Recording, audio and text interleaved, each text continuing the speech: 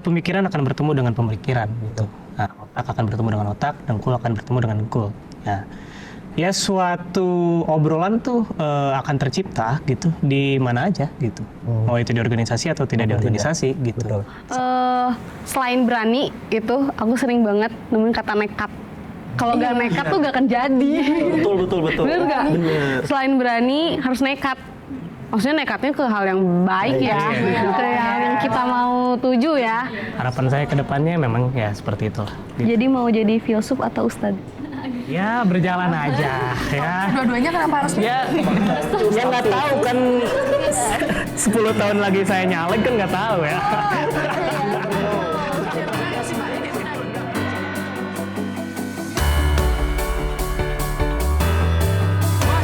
Akhirnya kita sampai di segmen terakhir nih, yaitu di antara kau dan aku.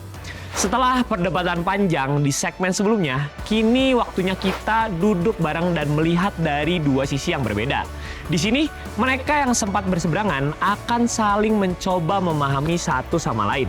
Dan mungkin menemukan titik tengah yang selama ini tersembunyi. Saksikan di antara kau dan aku. Baik, Mas Kuat. Sekarang kita masuk ke segmen di antara kau dan aku. Di sesi ini, 8 peserta akan duduk bersama dan membahas satu pernyataan netral untuk mencari titik tengah dari berbagai pandangan mereka. Setiap peserta diberi ruang yang sama untuk berbicara secara terbuka dan reflektif tanpa saling menyenggah atau memotong pembicaraan.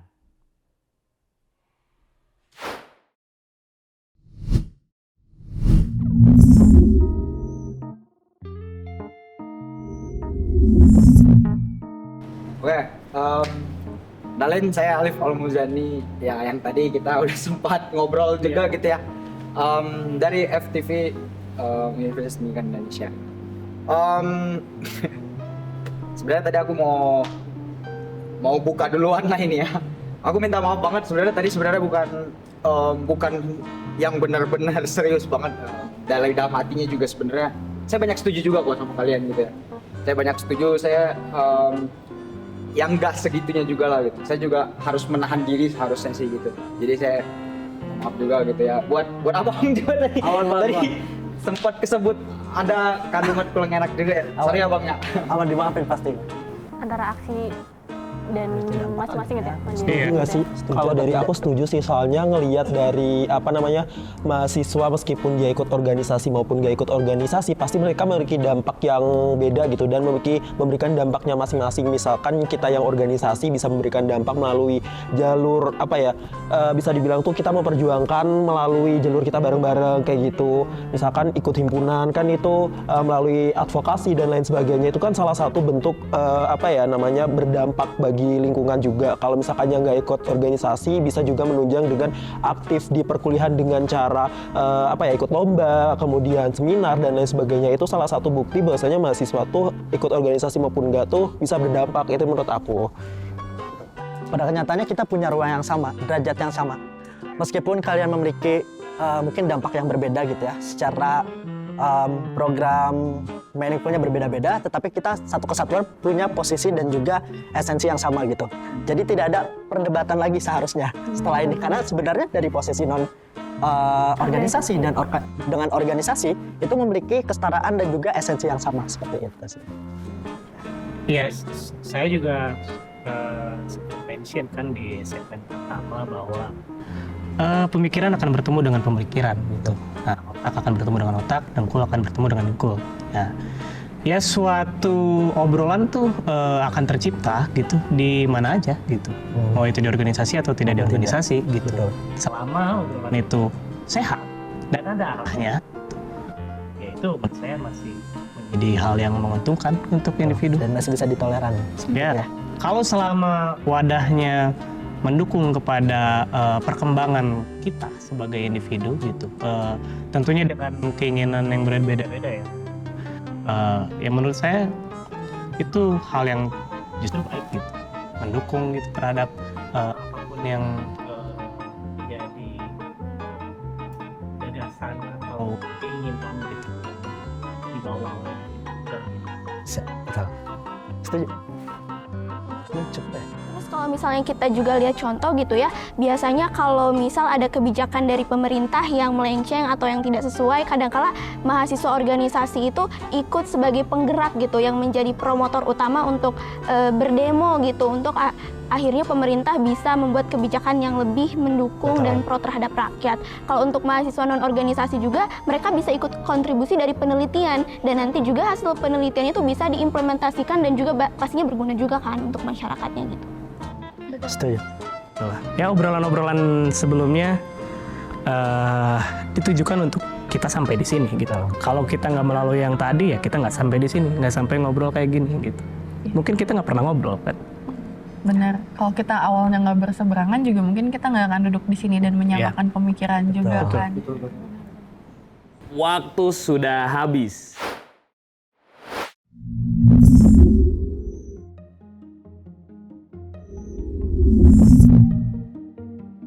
Setuju. Kita bahas opportunities juga kan ya tadi ya. Iya, betul.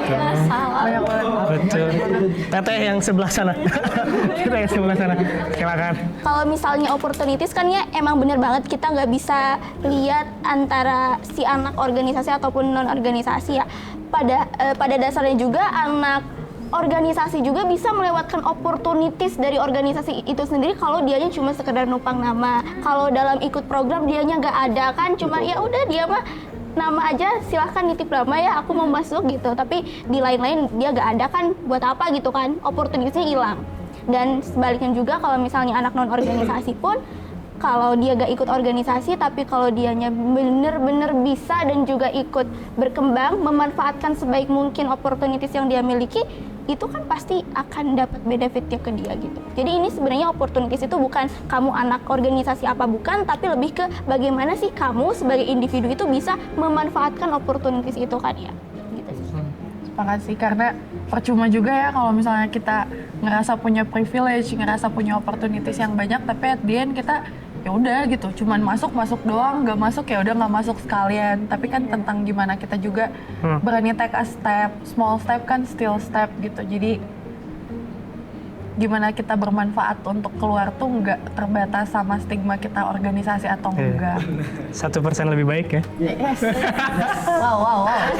Terus tentang opportunities juga kan benar, sempat di-mention juga tadi aku sendiri yang ngomong kalau misalnya semua orang punya change yang sama, punya opportunities yang sama-sama besar, cuman tentang gimana kita ngeliat nih, notice nggak kita sama opportunities yang ada di sekitar kita. Dan berusaha. Betul. Jangan males ya. Kita nggak boleh males. Benar. Sepakat. Kita semua mau sepakat, kita tidak boleh males. Jangan Janganlah, melewatkan malas opportunities sama sekali. Oh iya benar. Benar, Mau kamu sepakat. organisasi apa enggak? Iya, gitu. Harus notice hal-hal tersebut dulu. Kayaknya banyak nggak sih hal-hal kecil yang emang kadang kita juga melewatkan gitu, hal-hal tersebut tuh tanpa kita sadar itu adalah opportunities yang besar. Aku sih jujur kadang ngerasa gitu ya. Iya. Kadang udah lewat berapa bulan gitu terus baru sadar kayak, lah iya ya, gue tuh udah dapat kesempatan itu tapi gue nggak ngambil karena nggak berani gitu. Pernah banget kan? Penyesalan di akhir selalu emang. Kalau di awal DP. Oh iya ya benar. Pendaftaran bukan Kang? Iya. Oke. Enggak lanjut aja. Saya miss. Ya oke lah, DP boleh lah bang. Nggak oke lanjut. Serasi. Balik lagi back to the topic. Opportunities. Menurut aku selain berani itu aku sering banget nemuin kata nekat. Kalau gak nekat tuh gak akan jadi. Betul. Bener gak? Bener. Selain berani harus nekat. Maksudnya nekatnya ke hal yang baik ya, ke hal yang kita mau tuju ya. Itu sih menurut aku, kalau gak niat gak akan jadi. Yakin aja dulu gitu ya. Iya. Sama jangan ini, sama jangan cari waktu yang tepat. Karena nggak ada waktu yang tepat di dunia itu, nggak ada guys. Jangan menunggu peluang juga ya. Iya, bener banget. Jadi pada intinya ya kesempatan memang tidak datang dua kali, tapi kesempatan memang akan selalu datang untuk seseorang yang selalu tidak berhenti untuk berjuang kayak gitu ya. Kesempatan datang pada semua orang gitu, tapi nggak semua orang mau memanfaatkan kesempatan yang telah diberikan. Semua orang bisa melangkah gitu ya. Dalam Langsung sadar. tapi langsung ngerasa relate sih jujur. Relate banget ternyata.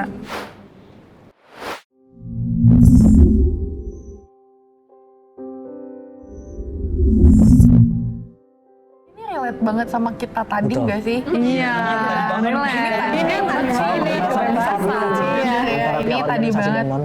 Kita mempunyai banyak pandangan yang berbeda, terus kita juga punya style yang masing-masing mungkinnya untuk menyampaikan, terus kita juga, bahkan aku kadang tadi ngerasa setuju aja gitu sama semua pendapat yang ada, karena setelah dipikir-pikir lagi ya memang benar gitu loh. Kita semua punya style yang beda-beda untuk berkembang dan emang untuk milih aja kita mau kemana dan arahnya ini mau dibawa kemana gitu. Dan kita again harus bisa respect each other aja sama orang yang punya pendapat beda sama kita.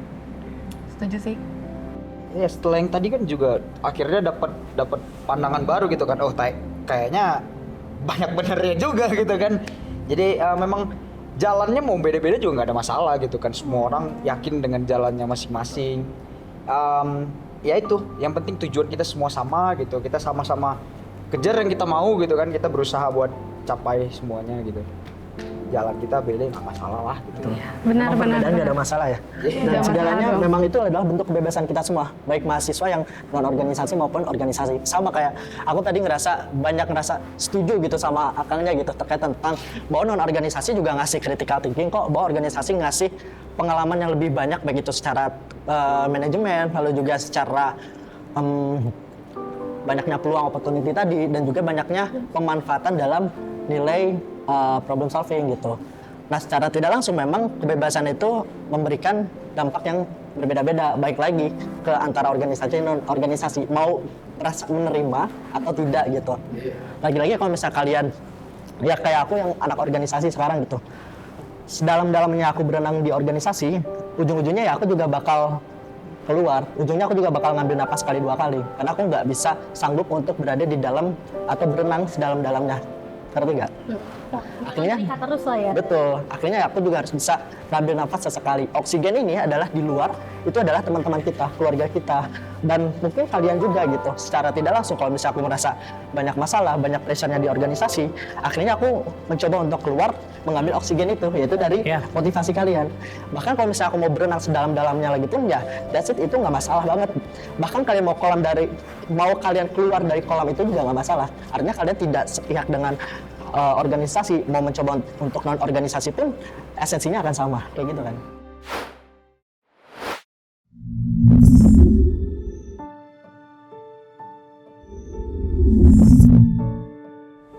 Ya memang pasti ya, kita sebagai mahasiswa ataupun mau yang berorganisasi mau tidak berorganisasi sekalipun gitu, ya kita sama-sama punya harapan yang besar gitu. Kita bisa bermanfaat bagi masyarakat juga gitu kan, bagi negara kita bermanfaat, buat lingkungan sekitar kita juga, keluarga kita bermanfaat lah gitu ya. Sama-sama tujuan kita memang ke sana, sama-sama kita punya harapan besar untuk ke sana gitu. Jadi ya harapannya 5-10 tahun ke depan persiapan-persiapan yang kita sediakan sekarang gitu, baik yang mungkin ada dari organisasi gitu kan, dari kita-kita juga yang nggak berorganisasi, sama-sama mempersiapkan untuk 5-10 tahun ke depan. Semoga kita semua bermanfaat bagi masyarakat, bagi dunia, bagi Indonesia semua. Baik, sama ngikutin mayoritas. Jadi kalau misalnya ngomongin lagi tentang mahasiswa organisasi maupun non organisasi itu kan sama-sama punya harapan untuk tumbuh gitu ya. Kayaknya itu udah cukup terangkum banget dari apa yang tadi kita diskusiin dari awal gitu. Aku juga tadi udah sempat banget nge-mention kalau kita sama-sama punya rencana yang sama, cuma tentang gimana kita milihnya aja kan gitu. Harapan aku tentunya untuk kita nih yang lagi duduk di sini kan tadi setelah banyak perdebatan panjang, perbedaan pendapat, harapannya setelah duduk di sini dengan kepala dingin, sama-sama ngedengerin, sama-sama berpendapat, kita bisa mufakat juga lah at the end of the day kalau kita ya we're human gitu loh, kita sama aja, kita manusia, mau itu organisasi mau enggak, kita cuma milih jalan yang beda doang kok, dan gak ada yang salah dengan milih jalan yang berbeda. Terus kalau misalnya ngomongin tentang harapan, wow, 5 to 10 years ke depan, probably aku udah bakal menjadi seorang dosen komunikasi politik. Amin. Karena itu adalah my biggest dream. Dan kalau misalnya tadi sempat di-mention juga selama kita debat, kayak kenapa aku milih organisasi, kenapa aku memilih aktif di organisasi, mungkin karena itu juga, karena aku sudah memvisionerkan kalau misalnya aku pengen menjadi seorang dosen, and I think join organisasi is the best decision I've ever made in my life. Oke. Oke. Berarti kesana lagi, silakan. Kalau aku kita kan kalau ngebahas tentang tipologi mahasiswa kan mahasiswa tuh jenisnya banyak banget ya. Ada di sini juga ada organisatoris, ada aku yang non organisatoris, terus ada juga yang akademisi yang fokus ke akademisi, ada juga yang hedonis, agamis dan lain sebagainya, banyak banget. Dan itu semua kita nggak bisa menjudge orang itu punya apa ya namanya, judgingnya tuh kayak dia tuh lebih di bawah kita gitu. Kita sebagai anak seseorang tuh superior, enggak dong ya. Nah terus kalau misalnya kalau untuk harapan aku 5 atau 10 tahun ke depan, sejujurnya aku pengen jadi orang yang bisa ngebanggain orang tua aku sebagai seorang anak ya. Sebagai seorang warga negara, aku ingin jadi manusia yang bermanfaat. Tapi bukan dimanfaatin ya, no gitu. No gitu. Yang jelas sih aku pengen masuk surga. Astagfirullahaladzim, ya Allah, nanti dulu deh, aduh masih panjang. Tapi itu sampai 10 tahun ke depan berarti dedo. Nanti dulu ya Allah, nanti Ya dulu. kan belum meninggalnya kan kita tujuannya surga pasti kan. Iya pasti, tapi jangan 5 sampai 10 tahun lagi ya Allah. Iya. Aku jangan di akhir juga. Ya nanti jadi makhluk yang kiamat. Gitu sih. Bapak silakan. Dari mana ya? Ya lumayan sih. Karena cukup menguras tenaga juga sih tadi itu. Ya ini bukti bahwa kita berpikir kan. Jadi ya balik lagi angin segar. Kalau di hidup pasti saya akan mengkutip dari apa namanya yang diturunkan oleh Allah gitu Subhanahu wa taala kepada Rasulnya, bahwa dia menurunkan ayat-ayatnya kan. Kalau diartikan ke dalam bahasa, ayat itu berarti kan pertanda, ayat itu berarti kan jejak. Nah, di dalam hidup ini seseorang terbukti dia pernah hidup, seseorang terbukti dia pernah apa namanya menjalani kehidupannya itu dari tanda-tanda atau sesuatu yang dia tinggalkan di dalam hidup. Jadi harapan saya, apapun yang saya lakukan, apapun yang kita lakukan, itu meninggalkan sesuatu yang berdampak baik tentunya kepada kehidupan selanjutnya. Itu sih. Harapan saya ke depannya memang ya seperti itulah. Jadi mau jadi filsuf atau ustadz? Ya berjalan aja ya. Dua-duanya kenapa harus Ya nggak tahu kan 10 tahun lagi saya nyalek kan nggak tahu ya. menarik sih Pak? Ini menarik. Ini dicoblos. Menarik ya. Wow. Nggak tahu lah ya. Yang penting kita jalanin, kita buat something gitu untuk menunjukkan eksistensi kita gitu di dalam hidup. Cukup mungkin ya. Oke, kalau dari aku sendiri apa ya, meski apa ya, kita organisasi maupun gak organisasi, tentu kita punya tujuannya masing-masing. Kita pasti memiliki harapan dan cita-citanya untuk satu, yaitu berdampak dan memberikan dampak baik bagi masyarakat gitu ya. Entah itu dalam contoh kecil mah, dalam keluarga dulu kita berdampak baik, kemudian di organisasi atau mungkin teman-teman yang gak organisasi memiliki dampak yang baik buat teman-teman kampus, teman-teman sekelas gitu. Kayak apa ya, saya pernah dengar gitu bahwasanya ada sebuah makalah gitu ya, khairunas anfahum linnas, sebaik-baik manusia tuh adalah yang bermanfaat bagi orang lain. Nah ini tuh bisa bisa diaplikasikan bagi siapapun, baik itu organisasi maupun nggak organisasi, karena kita semua tadi punya opportunity yang sama dan punya kesempatan yang sama, gimana kita memaksimalkan kesempatan tersebut kayak gitu. Dan untuk harapan 5-10 tahun ke depan, mungkin dari saya sendiri pengen apa ya, jadi peneliti di bidang konseling anak gitu. Masya Allah. Keren. Banyak ya. Amin. Amin banget. Semoga ya. Jangan semoga. Nggak harus dong. Amin. Kan tadi harus yakin dulu. Oh iya. Oke. Iya, Yakin bisa jadi konseling anak, konselor anak. Nah, karena yang kamu yakini adalah kamu di masa depan. Amin. Betul. Siapa tahu jadinya malah ke lansia bukan kanak-kanak gitu, nggak tahu. Ya nggak apa-apa. Beda umur aja itu. Beda target mah nggak apa-apa lah. Nggak apa-apa Pak. Itu target namanya Pak. Iya.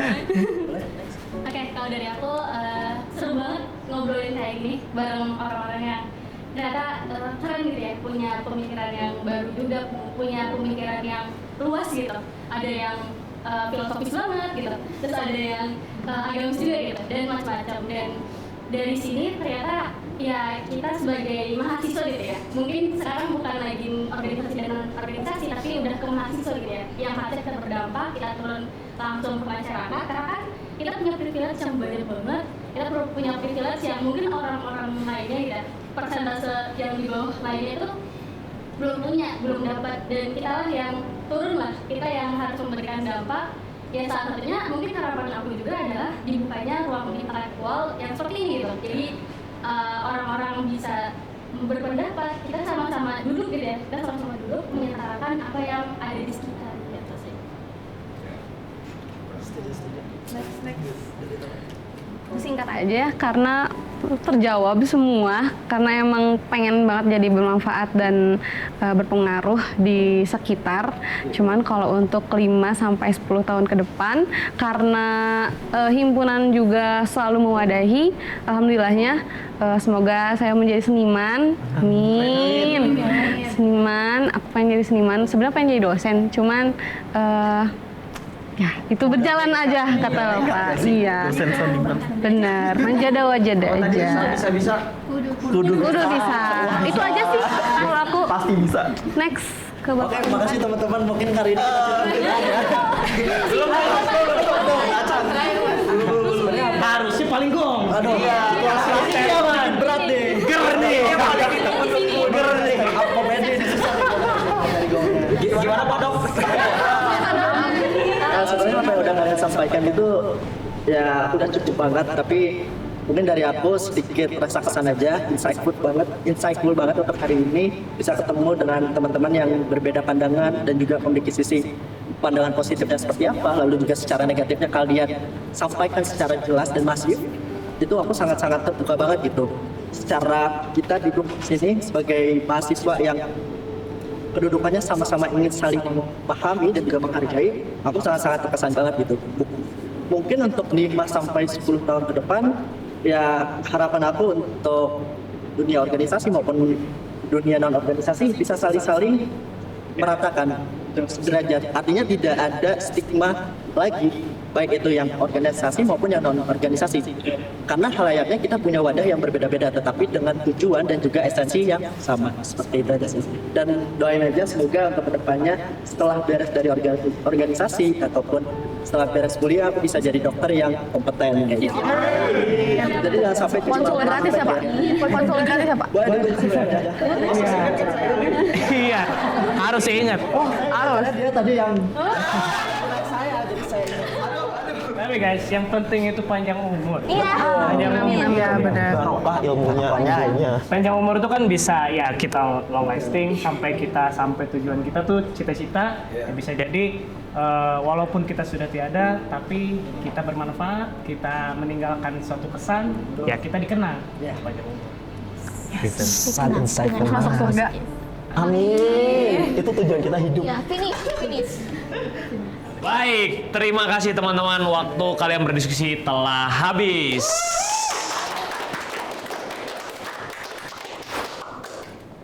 Oke, terima kasih banget. Tepuk tangan buat kalian semua ya. Wah.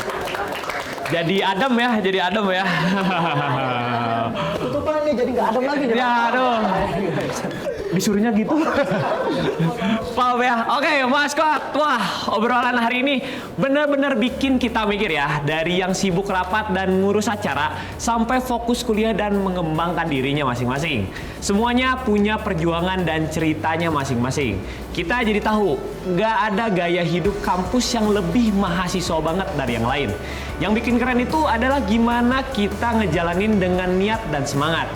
So, buat kalian yang mungkin pernah diremehkan karena nggak ikut organisasi atau justru ditekan karena terlalu aktif, ingat ya, semua pilihan itu valid. Jangan lupa, Suara Mahasiswa bakal balik lagi dengan topik yang nggak kalah seru dan pastinya relate banget sama dunia kampus kita. Tetap bersuara, tetap sehat, dan sampai jumpa di Suara Mahasiswa. Dadah! Dadah! Keren banget.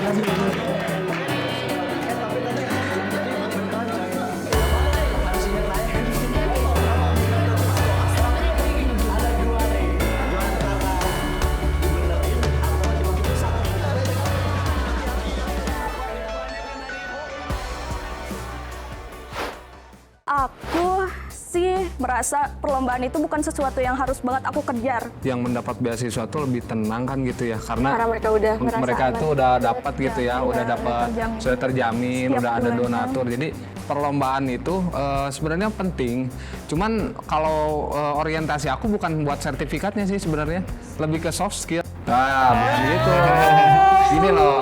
Tapi kan kalau mahasiswa beasiswa lebih berpotensi kan. Mereka kan dapat uang. Potensi apa? Mereka kan dapat uang di samping dari uang bulanan gitu kan. Belajar gak sih? Oh, jadi nggak punya waktu buat nongkrong. Iya, gitu. Sayang sekali peserta beasiswa masih berada di antara